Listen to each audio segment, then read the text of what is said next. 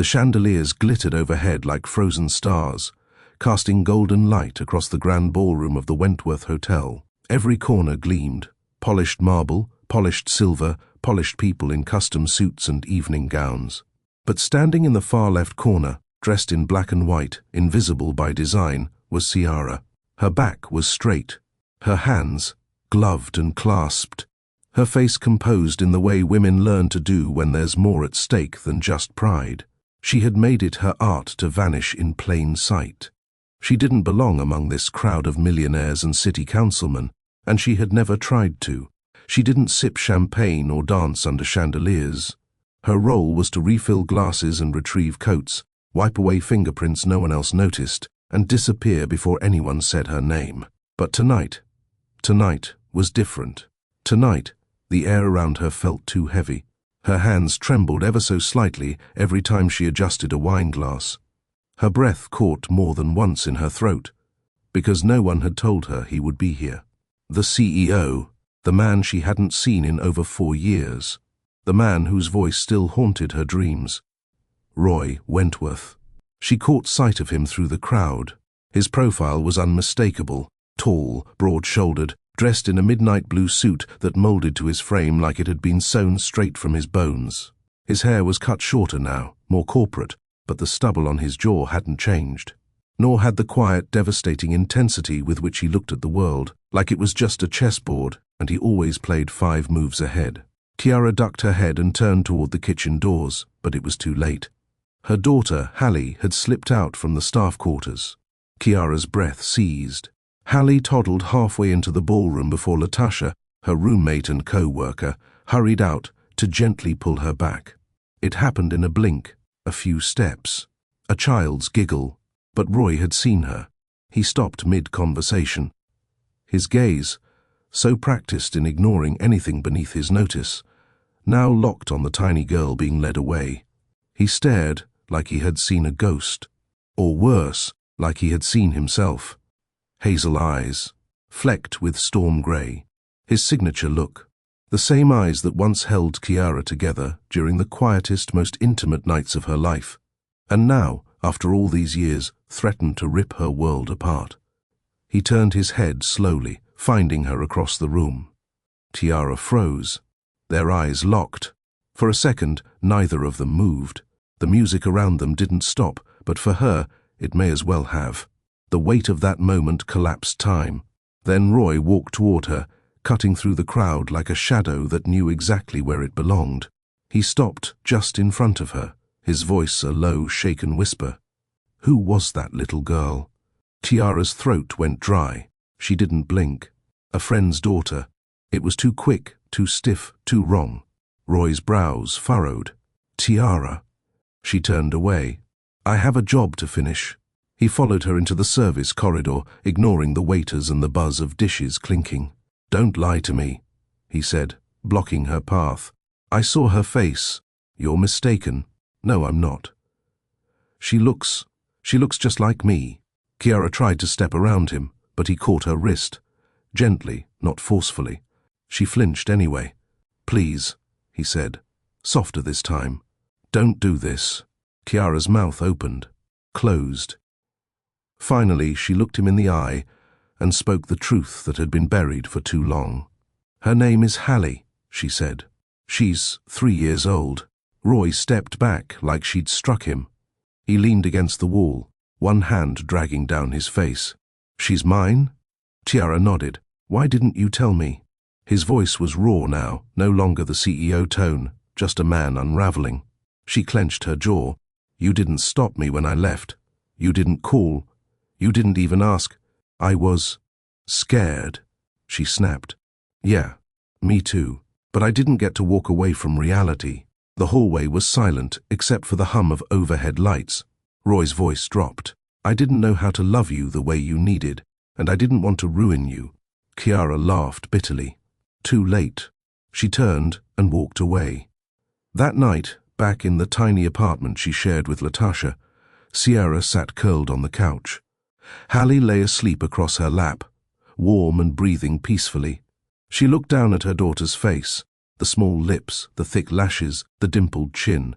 She's got his mouth too, Ciara whispered. Latasha brought over a mug of herbal tea and sat beside her. You okay? Latasha asked.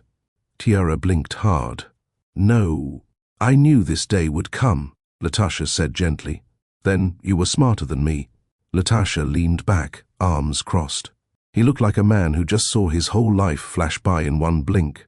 You can't hide from that forever. I don't want to drag Hallie through drama. She's already living without her father. That's drama too. Ciara exhaled deeply. What if he tries to take her? She whispered. Then you fight. I'm tired of fighting. Then let him carry some of the weight for once. Ciara looked down at her daughter again. What if he's only here out of guilt? Or maybe, what if he came back because he remembered what real love looks like? The next morning, there was a knock on her apartment door. Ciara opened it to find Roy standing there. Not in a tailored suit this time, but jeans and a hoodie. He held a small stuffed bunny in one hand, looking like he'd rehearsed this moment all night. I don't want to fight, he said. Ciara stepped aside, cautious. Inside, the air was filled with the scent of cinnamon from the tea still steeping in the kitchen. Hallie peeked out from the hallway, small and sleepy-eyed. Roy crouched down, eyes meeting hers. Hi, Hallie, he said quietly.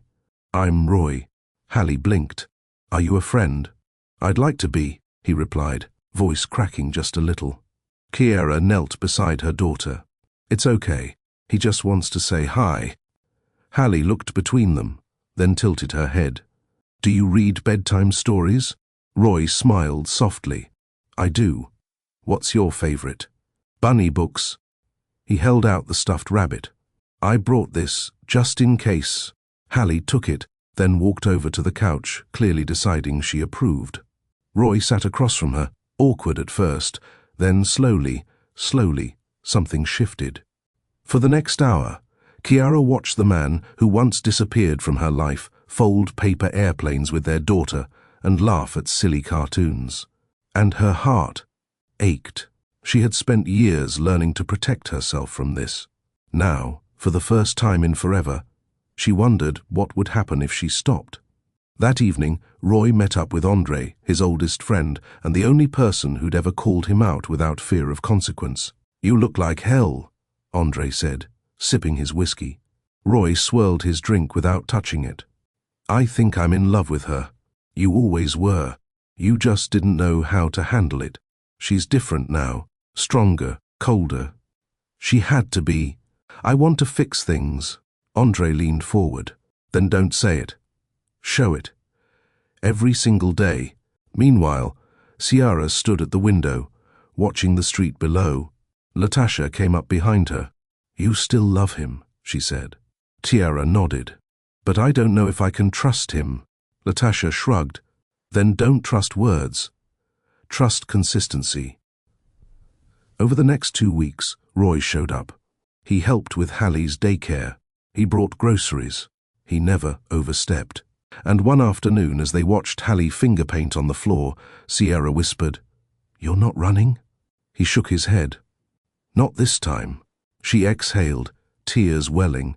I was so angry at you, but mostly I was just heartbroken. I know. She asks about you now. He looked at her carefully. And what do you say? That you're trying. Roy smiled gently. Then I'll keep doing that, as long as it takes. Have you ever seen your reflection in someone you lost? If so, hit that like button and share this story with someone who still believes in forgiveness. It began with silence, the kind of quiet that only existed in rich men's homes. Ciara remembered it vividly. The soft tick of the grandfather clock, the slow hum of the AC, the hollow hush of a penthouse that was more cathedral than home. Her first morning working in Roy Wentworth's private residence had felt like stepping onto sacred ground, clean, cold, distant. She was 24, sharp but guarded, assigned as a live-in housekeeper through a high-end domestic agency. Her instructions were clear: arrive early, speak only when spoken to, and never disturb the owner unless it was urgent. It was on the third morning that something changed. She'd been dusting the library, her favorite room, though she'd never admit it out loud. The floor-to-ceiling shelves cradled books in pristine condition.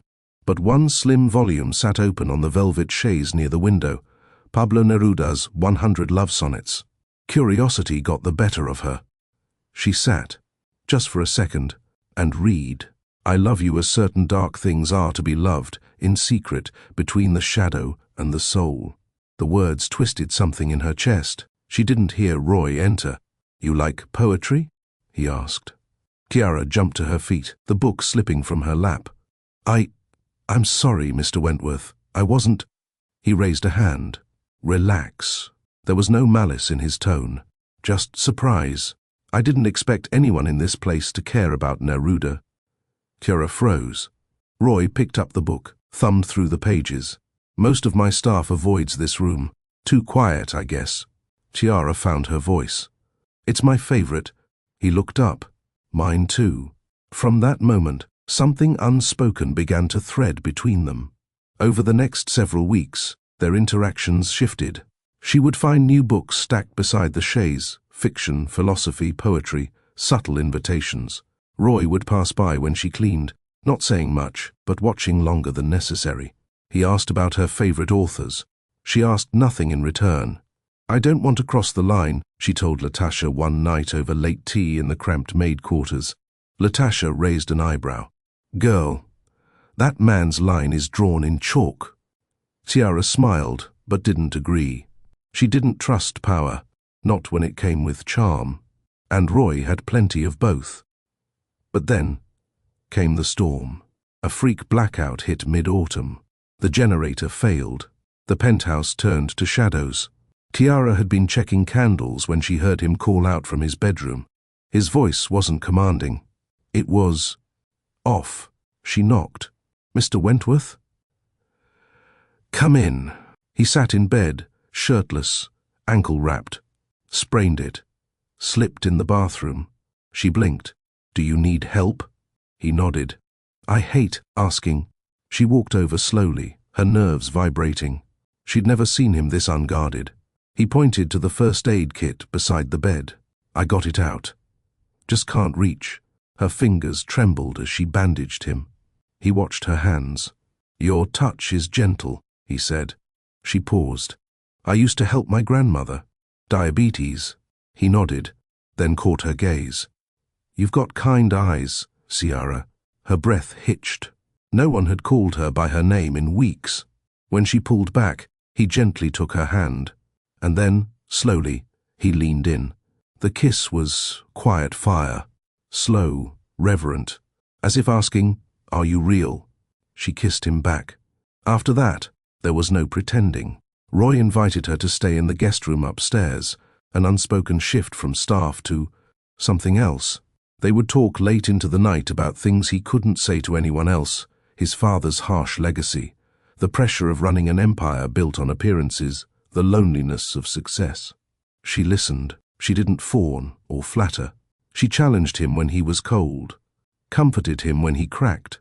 He began to look for her before meetings, ask her to accompany him on business trips, Mexico, Vancouver, Lisbon. On a rooftop in Lisbon, wrapped in a shawl, Ciara looked at him under the stars and whispered, What are we doing? Roy didn't answer right away. I don't know, he finally said, but I don't want it to stop.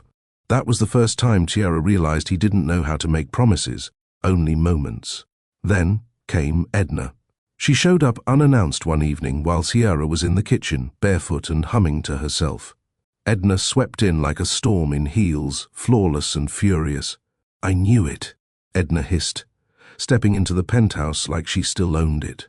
This is who you left me for. A maid. Ciara backed away, flushed. I should go. Roy appeared, jaw clenched. Edna, this isn't your place anymore. Edna's gaze slashed through Ciara. You always had a weakness for strays. Roy stepped between them. Enough. But the damage was done. Ciara packed that night. She didn't wait for him to ask her to stay. He didn't. She left with trembling hands and a cab fare in her pocket. Weeks passed. Then months. No calls, no texts, no letter at the door. She threw up on a Monday morning, took a test by Tuesday. By Friday, her world had changed. She called her sister in another city, asked for a place to stay, got a job cleaning hotel rooms. She stopped reading Neruda. 9 months later, Hallie was born in the quiet of a charity-funded clinic. Chiara held her tiny girl to her chest and whispered, "It's just you and me now." 3 years later, Roy saw her eyes in a child, and time rewound like a thread that had never been cut. That night, after Roy's visit with Hallie, Sierra found herself curled on the same couch, alone, replaying old memories. The storm, the kiss, the rooftop in Lisbon, and the way he didn't chase her when she left. Her phone buzzed. A message. "Roy, still have that Neruda book? If not, I'll bring you another copy tomorrow. Page 89 still reminds me of you." She closed her eyes, unsure if she wanted to cry or scream. The coffee in Sierra's cup had gone cold. She sat at the kitchen table, the early morning light filtering through the blinds in pale ribbons. Hallie was still asleep, curled in her favorite blanket on the couch. In the soft hush of dawn, Sierra should have felt peace. But the message Roy sent the night before haunted her. Still have that Neruda book? It was like he had reached inside her chest and touched the exact scar she'd spent years burying. She didn't reply, not because she didn't want to, but because if she started talking to Roy again, really talking, she wasn't sure she'd be able to stop.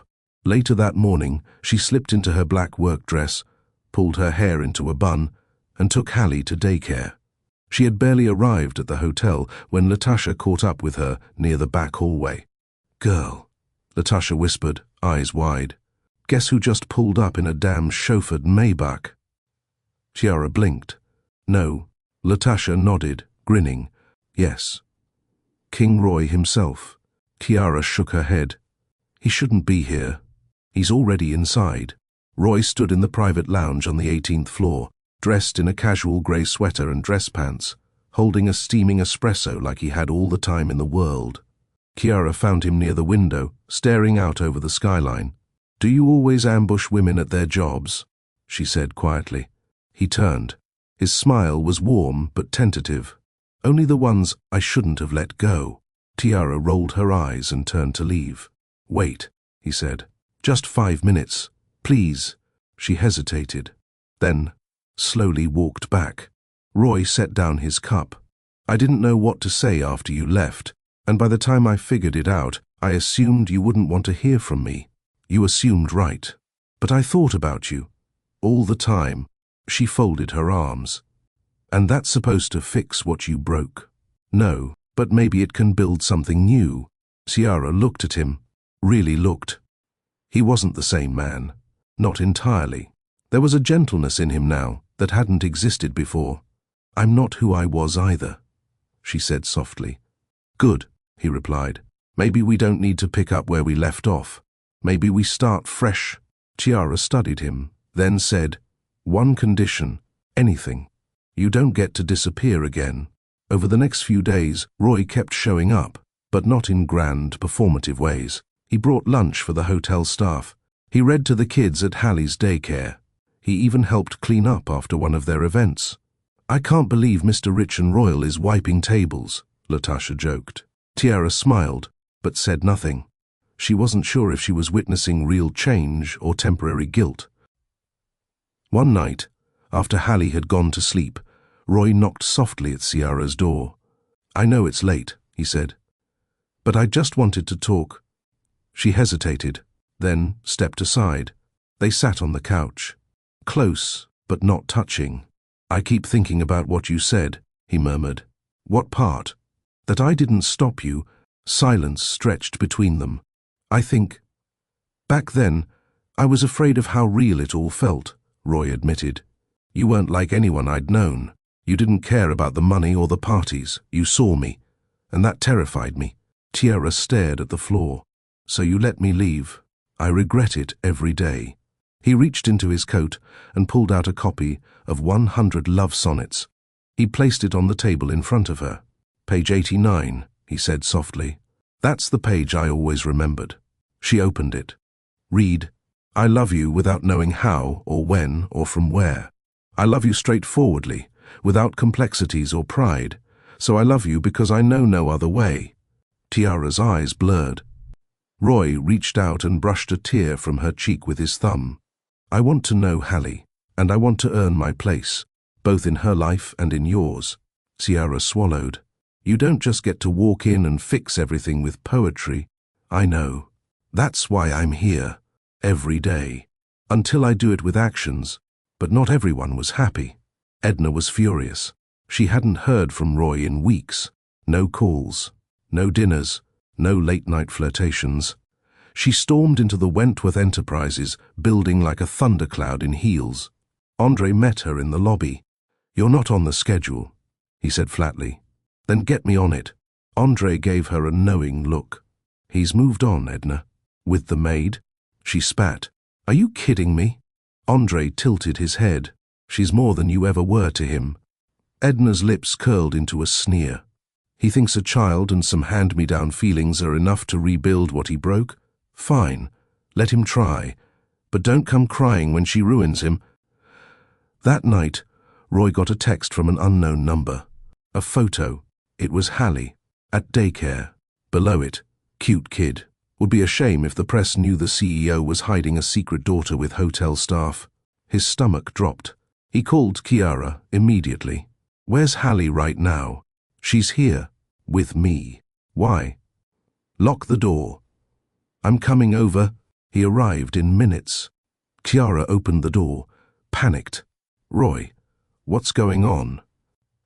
He showed her the message. Her knees went weak. This is Edna, she whispered. It has to be. Roy pulled out his phone and called Andre.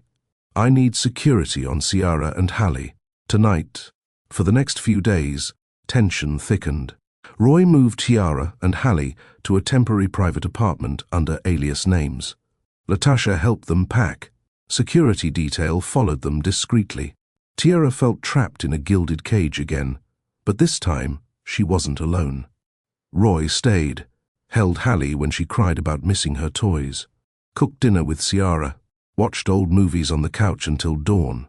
In one of the quieter moments, she looked at him and said, Why are you doing all this? He smiled. Because I'm tired of being the man who failed you. One afternoon, while Roy was out, Ciara got an envelope slid under the door. Inside, legal documents, petition for shared custody. Roy Wentworth. Her world tilted. I knew it, she whispered, tears gathering. He's trying to take her. She collapsed onto the floor, gasping. Hallie ran into the room. Mummy? You okay? Tiara wrapped her daughter in a tight embrace, heart-shattering. That evening, when Roy returned, she met him at the door. How dare you? She said, voice shaking. After everything, this is how you repay me. He blinked, confused. What are you talking about? She held up the custody documents. You lied. He frowned. I sent those. But, did you read the note? She froze. What note? He pulled the page from the folder. On it, handwritten. I'm filing this not to take her, but to protect her. I want to make sure no one can ever come between us again. I want this to be ours, not mine. Tiara read the note, twice. She sank onto the couch, breathless. I'm not taking her from you, Roy said softly. I'm giving her a future, with both of us in it. Ciara hadn't known how quiet a hospital room could be until the night Hallie was born. No cries, no visitors, no excited chatter in the hallway, just the distant beep of machines, the soft shuffle of nurses' shoes, and the pounding in her own chest. She lay on the stiff, narrow bed of the public clinic, her arms curled protectively around the tiny baby resting on her chest. Hallie's skin was soft, warm, and impossibly small. Her breath came in short little huffs, her fingers twitching with life. Tiara had never felt so full and so empty at the same time. She whispered, I've got you. Even if no one else ever does.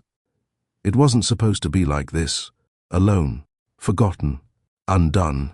Roy should have been there, but she had walked away, and he hadn't followed. Flashback, 6 months earlier. She had taken the test in Latasha's tiny apartment.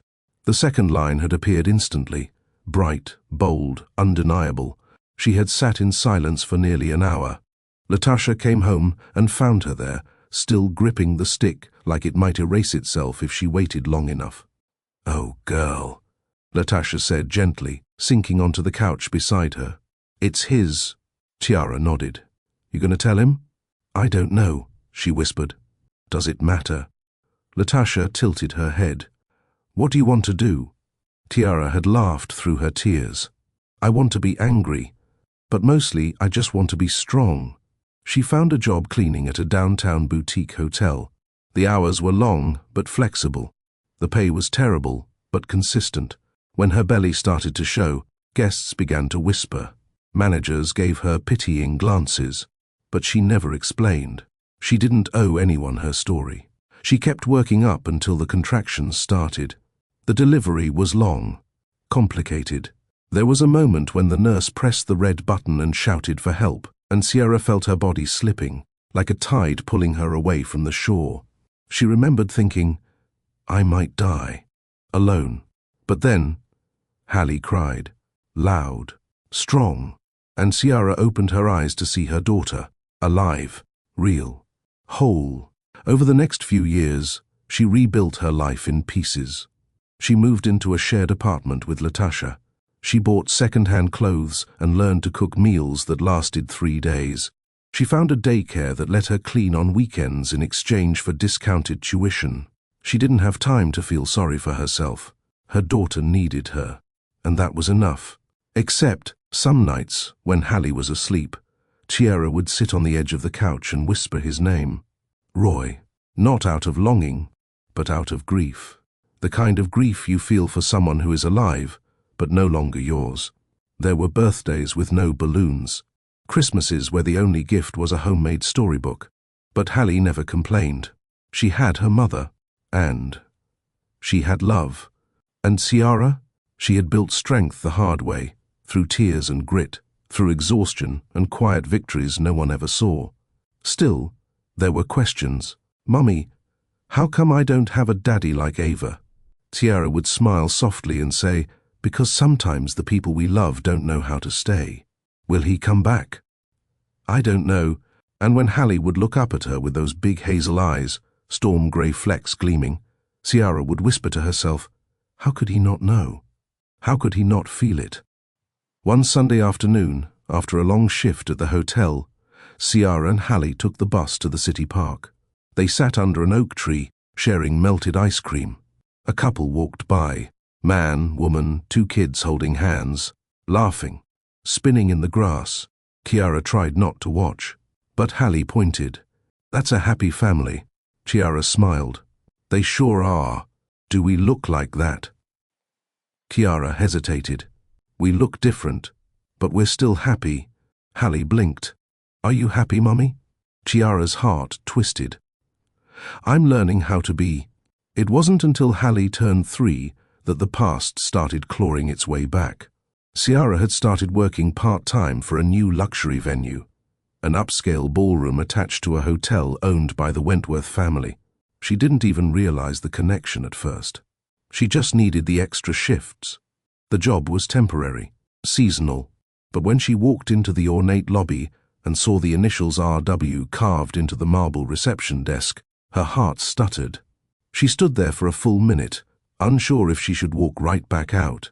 She stayed, because Bills didn't care about ghosts. That night, she came home and stared at herself in the mirror. Same brown eyes, same full lips, same tired shoulders, but her skin felt heavier, like it had absorbed too many memories she hadn't consented to relive. Latasha noticed something was off. "You saw something?" she asked, handing over tea. Tiara nodded. "I'm working at one of the Wentworth properties." Latasha paused. "Does he know?" "No, and I plan to keep it that way." "You sure that's possible?" "No," Tiara said, "but I'm not doing this for him. I'm doing it for her." Weeks passed. She stayed in the shadows, did her job, avoided attention, until the gala, until the moment Hallie slipped through a kitchen door, and time collapsed. Now, days later, Sierra sat by the window of their temporary apartment, the one Roy had arranged for them to hide in after Edna's threat. Hallie was asleep in the next room. Tiara stared at the copy of 100 love sonnets on the table. She picked it up, flipped to page 89, ran her fingers over the words she once read aloud to Roy in a Lisbon hotel room. I love you without knowing how. She closed the book, leaned back. She had built an entire life out of silence, carried pain like armor, taught herself how to survive without the one person who once made her feel weightless. But maybe, just maybe, she was tired of surviving. Maybe it was time to start living. Roy never forgot the look in Sierra's eyes that night in the ballroom hallway. It wasn't fear. It wasn't shame. It was defiance.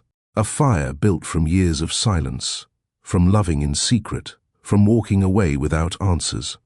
A fire he had helped light. And now, standing outside her apartment door, his phone clenched in one hand, he was about to walk through it.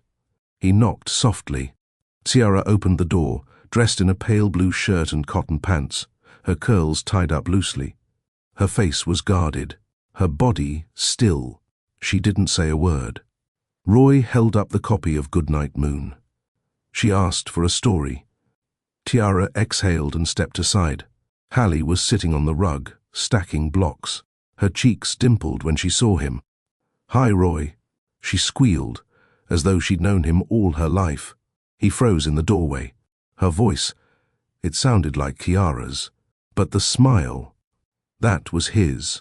Hi, sweetheart, he replied, kneeling. Can I join? She nodded enthusiastically. We're building a bunny house. He helped her stack blocks, crooked rainbow-colored towers, and tried not to cry. Tiara stood in the kitchen doorway, arms crossed, watching him like he was a wild animal she had to keep an eye on. He turned his head toward her. She's incredible. Tiara nodded, but said nothing. Later, after Hallie was tucked into bed with the book he'd read twice, by request, Roy walked out to the small living room where Sierra sat on the couch, sipping ginger tea. She's bright, he said. She's brilliant, Sierra replied, not smiling. They sat in silence for a moment. Roy turned to her. How did I miss it? How did I not see it? You weren't looking, she answered. His jaw tightened. I should have called. I should have gone after you. Yes, you should have. I was afraid. So was I. But I didn't get the luxury of walking away from consequences. He hung his head. You're right. You're absolutely right. Tiara looked away, blinking fast. There were nights, she whispered, when I sat on the floor with her in my arms, wondering how I was going to afford formula, or keep the heat on. And you, her voice cracked, you were probably drinking expensive wine in Paris. Roy winced. I wasn't in Paris. Kiara stared at him. Does it matter? He shook his head. No. It doesn't. Silence returned, heavy and bitter. Then Kiara asked, almost too softly, why now? Roy met her gaze. Because I saw her. And the truth blinked back at me. The next day, Roy cleared his entire calendar. He showed up with a bag of groceries and Hallie's favorite stuffed bunny, now wearing a new hand-stitched scarf. I figured Bunny needed some winter clothes, he joked, placing it in her lap. Hallie gasped and hugged it tight. Thank you. Tiara raised a brow. You sew now. Latasha gave me a tutorial. Tiara couldn't help the smirk that tugged at her lips. Roy looked at her. I want to earn your trust, Tiara. I don't expect to just be welcomed in. Tiara sighed. It's not about what I expect. It's about what Hallie deserves. Days turned into weeks. Roy was consistent, patient. He picked Hallie up from daycare on Wednesdays. He learned how she liked her pancakes. He sang terribly off-key to lull her to sleep, and she loved it. Kiara kept her distance at first, watched him with suspicion. But Roy never overstepped, never forced her to talk, never brought up the past unless she did. One night, as she watched Roy paint sparkly fingernails on Hallie's tiny hands, Ciara whispered to Latasha, He's trying. Latasha nodded. And not just with Hallie. Tiara bit her lip. That's the part that scares me. Meanwhile, Andre wasn't letting Roy off easy. You really dropped the ball back then, Andre said during one of their late-night rooftop drinks. I know, but you're not that guy anymore. Roy sipped his whiskey. Sometimes I wonder if I was ever really that guy to begin with. You weren't, Andre said simply. You were just too used to people giving up. Chiara didn't. And when she finally did, that's when it hit. Roy exhaled. What if it's too late? Then you keep showing up until it's not. But things were never going to stay simple. One sunny Saturday, as Roy helped Chiara assemble Hallie's toy kitchen set in the living room, the doorbell rang. Chiara opened it to find a tall woman in a sleek red coat, lips curled in that smug way only enemies wear. Edna. Well, well, Edna sneered. Looks like the rumors were true. Roy jumped up. Edna, what the hell are you doing here? I had a brunch reservation across the street and thought I'd drop in. She looked around the modest apartment. Cute place. Very middle class.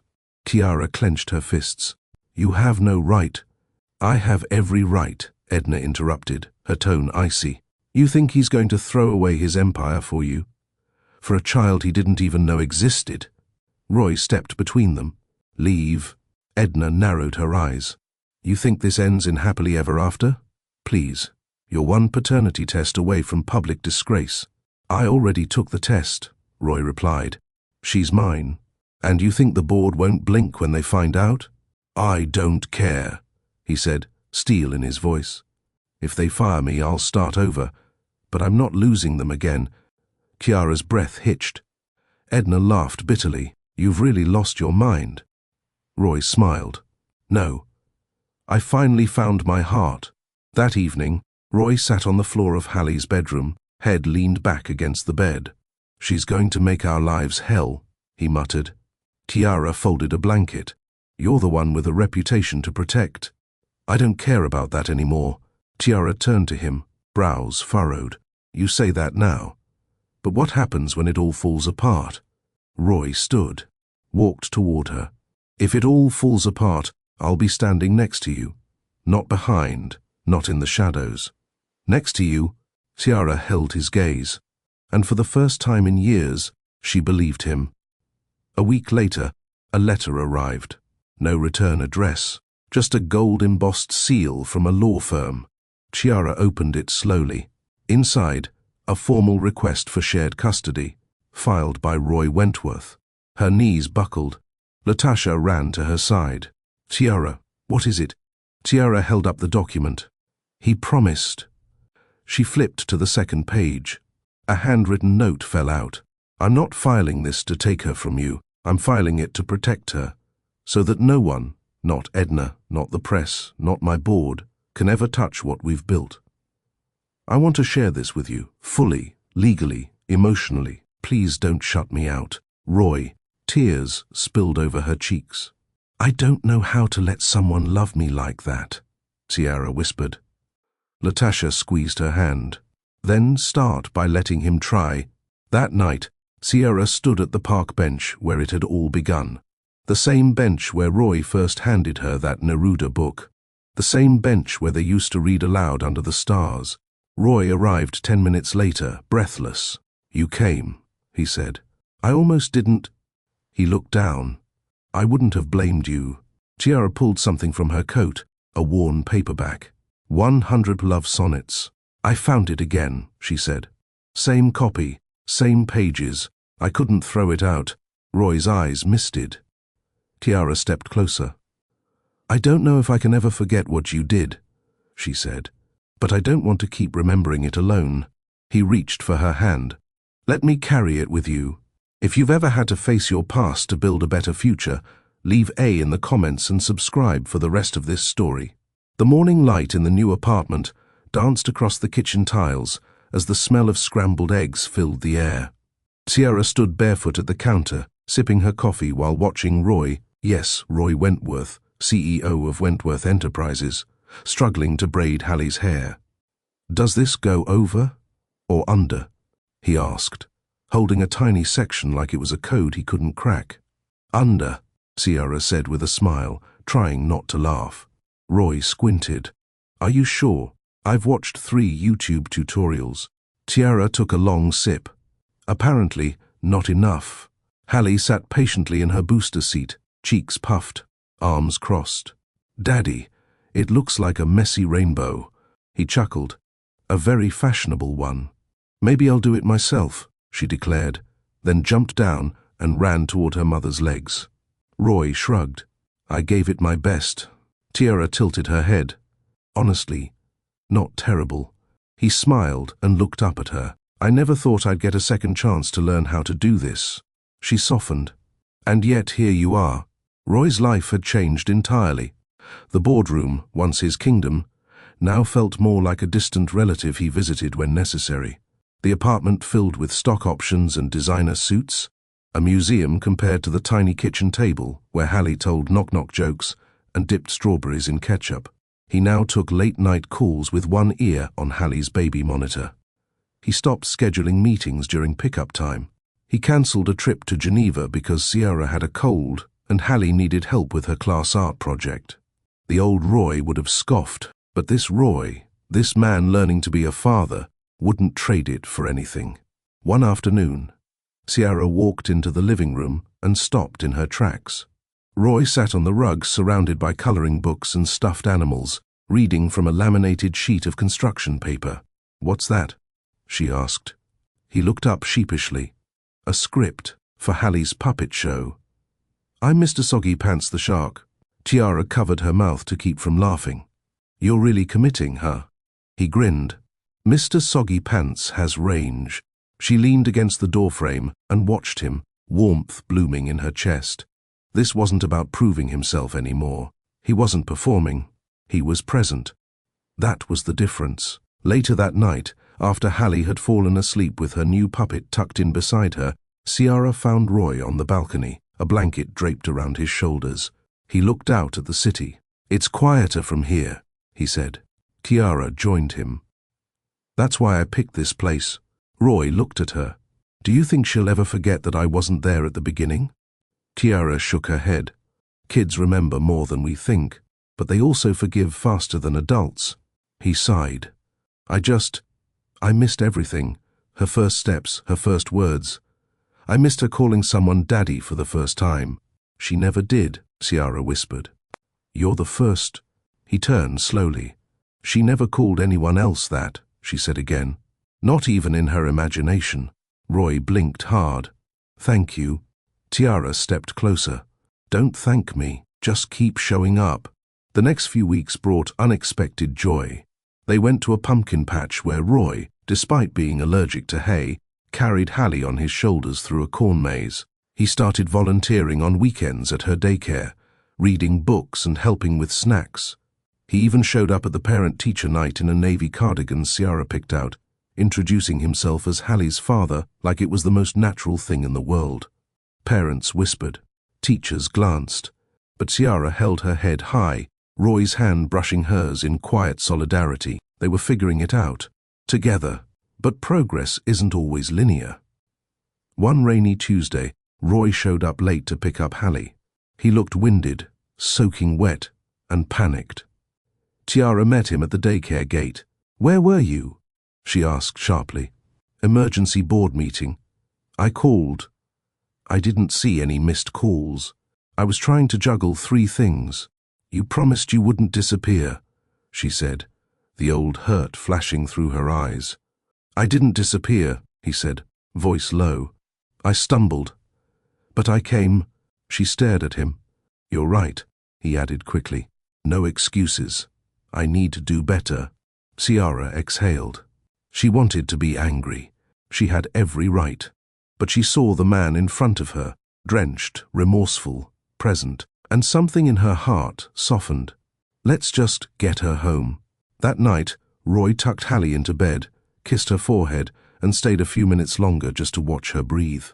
He walked out to find Ciara making tea. "I thought I lost her today," he whispered. "Not physically, but emotionally. I saw the way you looked at me. I saw the fear. I can't ever be the man who puts that fear in your eyes again." She handed him a cup. "Then keep being the man you've been trying to be." Roy nodded. They sat on the couch in silence, drinking tea while the rain tapped against the windows. Later, Ciara looked at him. "You're not perfect. Far from it. But you're here, and I'm not going anywhere." She set her cup down. Then let's stop pretending this isn't happening. He raised an eyebrow. What isn't? She took his hand. Us? Roy's eyes widened just slightly, enough to betray the quiet hope he'd been holding on to. He leaned forward, slow and certain. Their lips met, soft and unhurried. A kiss not of desperation, but of return, of welcome, of home. The headlines dropped like hammers. Wentworth scandal, secret love child and hotel maid, revealed CEO Roy Wentworth accused of hiding daughter, damaging board credibility, sleeping with the help. Wentworth's messy private life exposed. Sierra stood frozen in the apartment kitchen, phone in one hand, article after article loading with each swipe. The photos were grainy but damning, one of her exiting the daycare with Hallie in hand, another of Roy carrying a teddy bear into their building. She didn't have to guess who leaked it. Edna. Roy burst through the door moments later, face ashen, jaw locked. I'm so sorry. Tiara looked up, her voice hollow.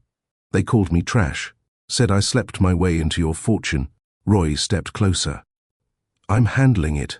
How? I already called a press conference. Today. 2 p.m. Tiara's brows lifted. Are you insane? If I don't speak, the story controls the narrative. And what narrative are you going to give them, Roy? That you fell in love with your maid, left her pregnant, and came back after 3 years because you saw your own eyes staring back. He nodded once. Exactly that. But with one correction, I'm not leaving this time. At 2 p.m., the press room buzzed like a hornet's nest. Cameras flashed. Reporters shouted over one another. Roy stepped up to the podium, hands steady despite the storm in his chest. I will not entertain slander, he began. Yes, I have a daughter. Her name is Hallie. She is 3 years old and the brightest light in my life. Murmurs rippled. Her mother is Tiara, someone I failed, someone I left behind when I should have stayed, and if that makes me a flawed man, so be it. But I will not allow anyone to question their worth because of my mistakes. Flashbulbs. Furious typing. I built this company. I made sacrifices to sit here today, but no amount of power or profit will ever be worth losing the people I love again. A hush fell over the room. That evening, Tiara stood in front of her TV screen, one hand over her mouth. Latasha wiped tears from her cheeks. That man just bared his whole soul on national television. Tiara whispered, He chose us. But not everyone was applauding. Back at the company's boardroom, an emergency session had been called. Old white men in tailored suits shuffled through printed headlines. He's a liability, one muttered. Bold, yes, but reckless. The chairwoman cleared her throat. He told the truth. That counts for something, one man scoffed. In our world, truth is expensive. Roy returned home after midnight. His tie was loose, his eyes weary. Tiara waited at the kitchen island. You didn't have to do that, she said. He set down his keys. Yes, I did. They'll try to bury you. Then I'll learn to breathe underground. Tiara stared at him. I meant what I said, he continued. About you, about Hallie. You are not a secret. You are the reason I finally became a man worth something. She stepped closer. And if they ask you to step down, I'll walk out with my daughter in my arms and your hand in mine. The next morning, a message pinged on Ciara's phone. From a blocked number. You think he'll love you when the stocks drop. You're still the help. E. Tiara showed it to Roy. He didn't blink. She wants us scared, he said. I'm not, Ciara replied. He smiled. Neither am I. Later that week, the board invited Roy to a closed-door meeting. They offered him a choice. Step back quietly for 6 months.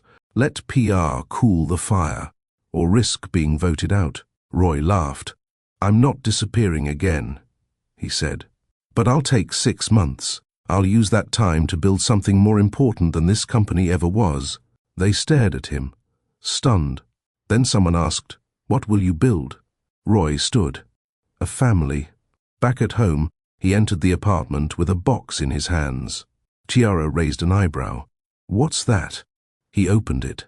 Inside, a printed certificate. Not legal, yet, but powerful. A family charter, names typed in bold. The Wentworth family, Roy, father Ciara, partner Hallie, Joy. He'd had it framed. "It's not a legal document," he said, "but it's the only one that ever mattered to me." Ciara's eyes filled. The next day, Roy took Hallie to the park. No disguises, no bodyguards, no fear. They laughed, fed ducks, chased bubbles. People stared. Some whispered. One woman even approached with a sneer, but Roy stood tall. "This is my daughter," he said calmly. "Say hello, Hallie." The woman blinked. "She's beautiful." "She is," he said proudly. "Takes after her mother." Ciara watched from the bench, heart swelling. This was redemption, not from the world's judgment, but from his own past. That evening they all curled up on the couch. Hallie nestled between them, giggling at a cartoon. Roy leaned close to Ciara. "I never thought I'd have this." She looked at him. "Neither did I." He reached for her hand. "Let's never let it go." She gripped his fingers tight. "Let's never give them a reason to doubt us again." The envelope was thick, cream-colored, embossed, too formal for casual news. Ciara found it tucked under her apartment door after an afternoon with Hallie. Her first instinct was that it might be another threat from Edna, or worse, legal backlash from Roy's company. The last few weeks had taught her that peace was never permanent. She held it in her hands for a moment, debating whether to open it now or wait for Roy to come by. But the return address, Wentworth Legal Office, Manhattan, made her chest tighten. Her palms were sweaty as she peeled the flap. Inside were 4 printed pages, bold headlines, heavy terms, custody filings, joint custody, legal visitation rights, parental designation. Ciara's knees gave out. She sank to the floor, the papers fluttering like feathers around her. Hallie ran over and threw her arms around her mother's shoulders. "Mummy, what's wrong?" Ciara could barely breathe. Her mind raced. Why now? After everything? Why legal papers? Roy arrived an hour later to find Ciara sitting on the floor, back against the wall, arms wrapped tightly around her knees. The open envelope lay beside her. Hallie was asleep on the couch, cradled under a throw blanket. Roy crouched beside her, instantly alert. "You saw it." She didn't look at him. "You said you wouldn't take her from me," she whispered, voice cracking. "You promised." He reached for her hand. She pulled it back. "I'm not taking her from you, Ciara. I never would." "Then why send this? Why turn us into a courtroom?" Roy's voice softened. "I'm trying to protect us. That document ensures no one, not Edna, not a board member, not a corporate lawyer, can challenge my place in Hallie's life. Or yours." Ciara finally looked up at him, eyes bloodshot. "Do you know what it feels like to wake up every day wondering if someone with more money, more lawyers, more power can just snap their fingers and take your child?" Roy swallowed hard. "Yes, I do now, and I'm doing everything in my power to stop that from ever happening." He pulled out a folded, handwritten letter. "I am filing for joint custody not because I want more control, but because I want you to know that this, what we're building, is real. This legal paper gives us structure, protection, permanency. I want us to write our daughter's story together, not in fear but in truth. Please, Ciara, don't shut me out." She stared at the letter, then at him, then closed her eyes and cried. Later that night, when the apartment had gone still and quiet, Ciara curled up beside Roy on the couch. "I was 25, she whispered. "Pregnant, alone. I kept hoping you'd call, that you'd change your mind. But you didn't, and so I learned to survive." He put his arm around her slowly, gently. "I hate that I made you do that alone." "I don't regret her," she said, eyes fixed on the ceiling. "Not 1 second. But I regret letting you hold that much power over my hope." Roy rested his forehead against hers. "You never have to do this alone again." The next day, they met with the lawyer together. Ciara in a navy blouse and jeans, hair pulled into a bun. Roy in a charcoal sweater and slacks. Professional, but united.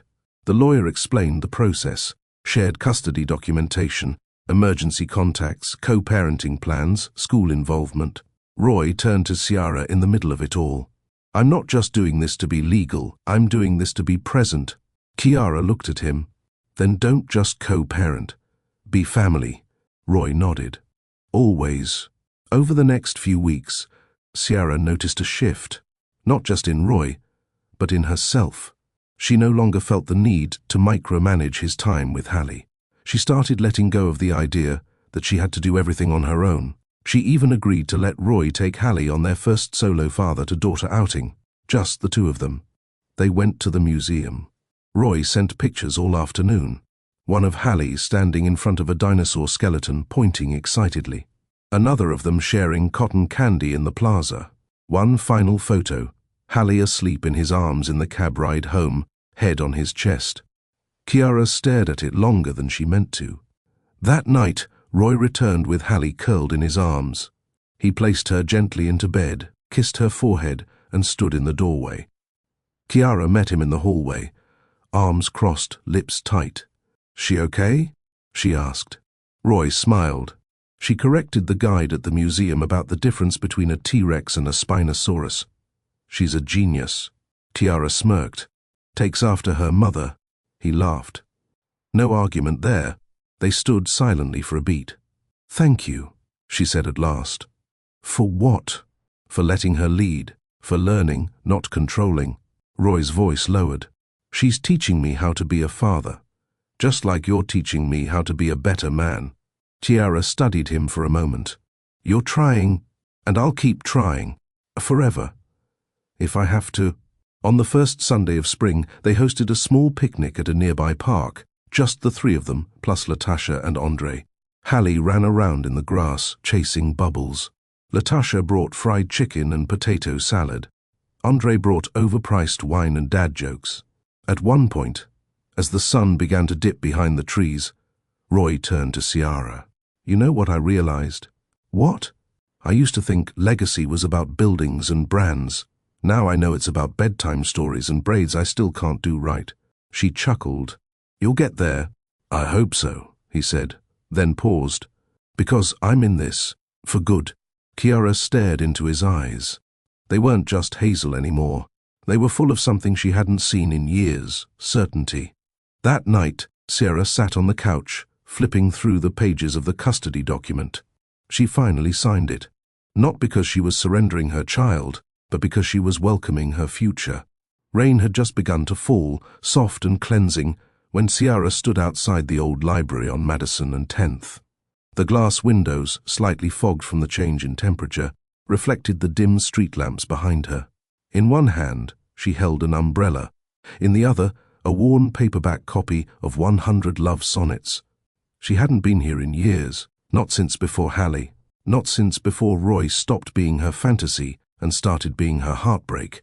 But something about the soft drizzle in the air, the pull in her chest, and the way the world slowed around her made her legs move toward the library door, like memory itself was guiding her. He was already there, sitting on the steps with no umbrella, no suit jacket, just jeans, a black sweater, and the same look in his eyes he wore the first night he saw her cry over Neruda. She stepped forward. He looked up, and for a moment, neither of them said a word. "I wasn't sure you'd come," Roy finally said. "I wasn't sure you'd remember this place," she replied. He smiled, just a little. "This is where I fell in love with you." Of course I remembered. They sat on the steps, shoulder to shoulder, the sound of distant thunder pulsing behind them like a second heartbeat. "Do you know how many nights I sat here after you left?" Roy asked quietly, just hoping maybe you'd walk by again, or that I'd feel something that told me where to find you. Ciara looked at her lap. "You never came. I was ashamed," he admitted.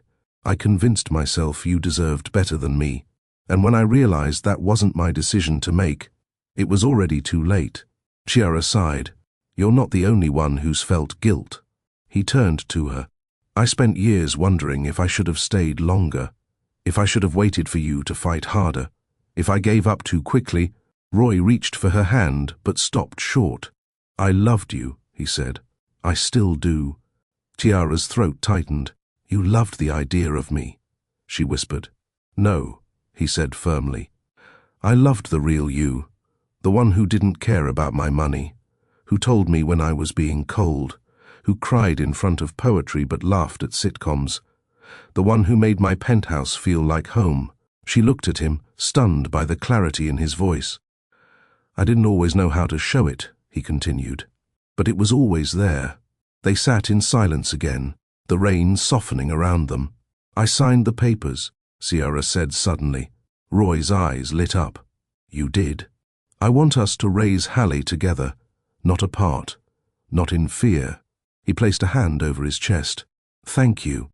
But there's more, she added. He blinked. I'm not doing this just for her. I'm doing it for me. Because I want peace, and because I'm still in love with you too. Roy inhaled sharply. She looked away. But if you break my heart again, I won't, he said. I swear. She turned back to him. Then make me believe that every day. Not with words, but with your life. Roy leaned in, slowly. Their lips met in the soft hush of rain and streetlight. Not a first kiss, not even a reunion, but a resurrection. The next morning, Hallie woke up to the smell of pancakes and the sound of her parents laughing in the kitchen. Ciara stood at the stove, flipping golden pancakes, while Roy poured orange juice into little mugs shaped like animals. Daddy's home, Hallie said sleepily, climbing onto her booster chair. Roy smiled and kissed her head. Every morning now, baby girl. That week, they did something spontaneous. They took a trip to a cabin 3 hours away, tucked between a lake and a mountain. No Wi-Fi, no emails, just them. Latasha watched the apartment while they were gone.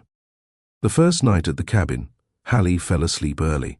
Ciara and Roy sat on the porch under 1,000 stars, wrapped in a shared blanket. I've never felt this quiet, Ciara murmured.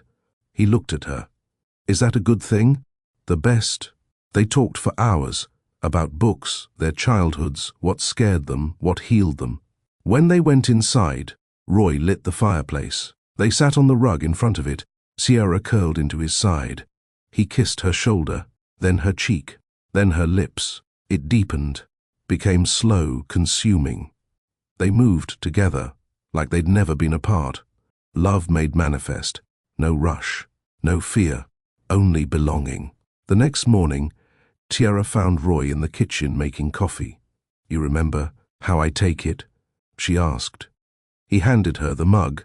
2 sugars, almond milk. She smiled.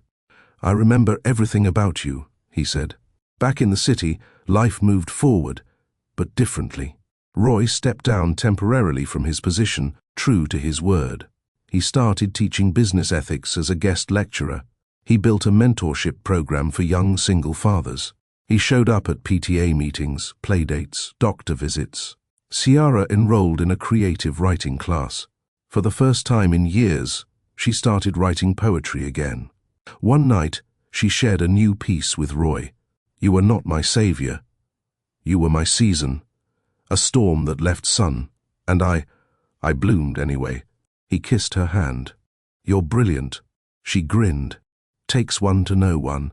They took Hallie to visit Roy's mother, who had been estranged from him since the fallout with the board.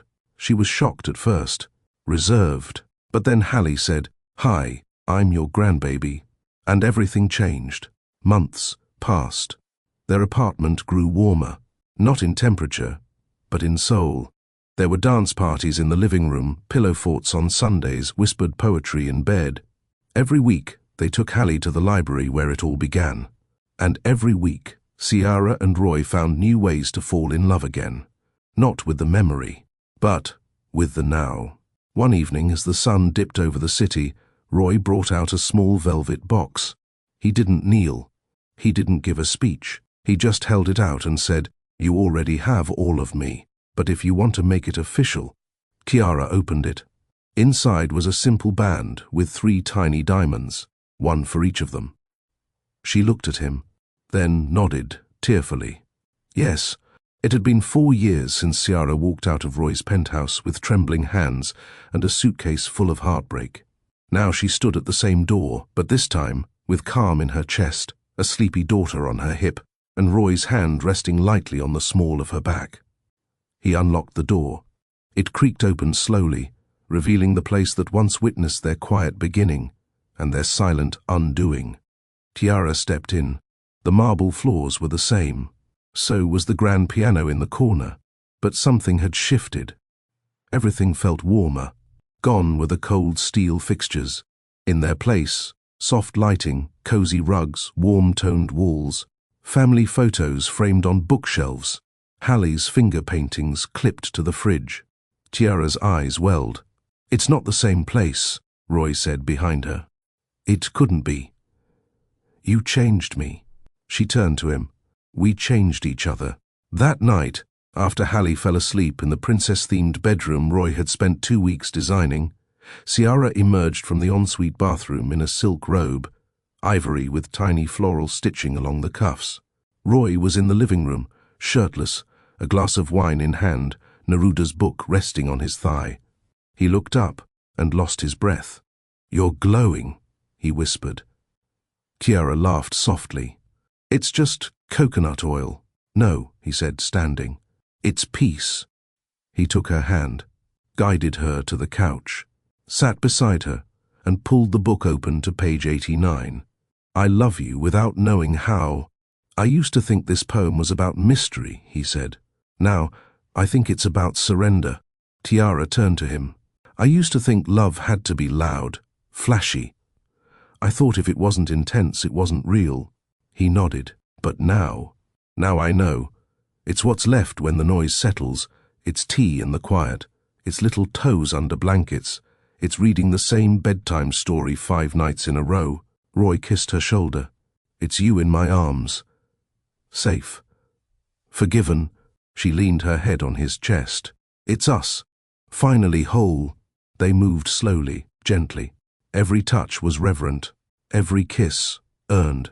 There was nothing rushed, nothing hidden. Only 2 people reclaiming the skin they once wore like armor, now turned soft under love. Their intimacy wasn't about bodies, it was about trust. And when they lay beneath the covers, tangled and quiet, Ciara whispered, "You never asked me to marry you." Roy smiled. "Because you already said yes to my life." In the weeks that followed, life began to settle into something that felt like forever. They had pancake Sundays. Hallie named the cat bubble. Latasha moved into a bigger apartment, but still came by for game nights. Andre started dating a preschool teacher and swore she was the one. And Roy, once a man whose calendar ruled him, now ruled nothing but the morning routine, the grocery list, and bedtime stories. One afternoon, Ciara sat on the penthouse balcony with her laptop. She was finally finishing her first manuscript, a book of poems titled The Quiet Between Storms. Roy brought her tea, kissed her cheek, went back inside. Later, she found a sticky note left on her keyboard. "You were the miracle I didn't know I was waiting for." One night, months after the proposal, they stood in front of a small group of friends in a candlelit rooftop garden. No white dress, no grand speeches. Ciara wore a soft pink slip gown.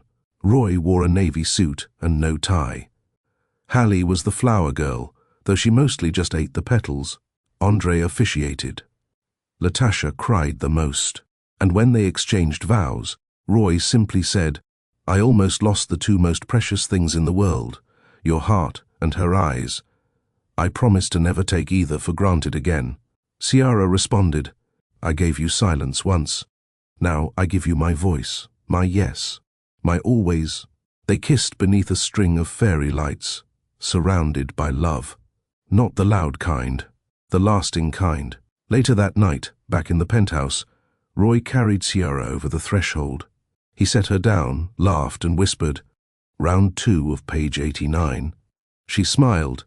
"Only if you start with breakfast in bed tomorrow." He pulled her into him. "Deal. Some truths take time to surface. Some wounds need space to breathe. But love, the real kind, waits. It grows. And if you're lucky, it finds you again. When you're strong enough to hold it." If this story touched you, drop A in the comments. Share it with someone who believes in second chances. And don't forget to subscribe for more inspiring stories from Mr. Charles.